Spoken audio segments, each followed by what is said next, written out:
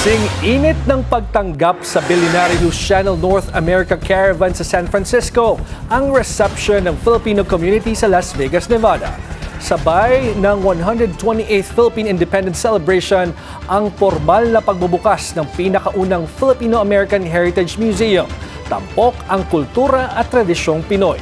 Pinangunahan ni BNC Agenda Anchor Corina Sanchez Rojas ang ribbon cutting at grand opening ng museum. Nagugulat din po kami sa ganda ng pakikisama po sa amin mula nang dumating kami dito sa San Francisco.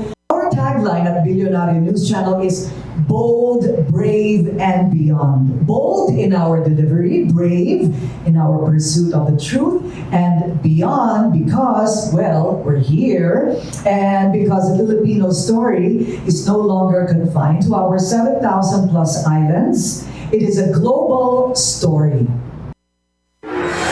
Sinundan ito ng isang press conference sa pagsasanib puwersa ng Global Pinoy Network Kapitbahay at Billionaire News Channel.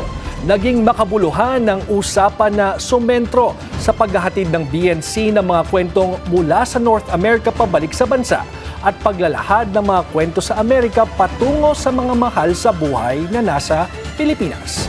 Siyempre, hindi kumpleto ang Pinoy Gathering kung walang salo-salo at special number na kantahan at sayawan, kumustahan at sandaling kwentuhan sa mga kababayan.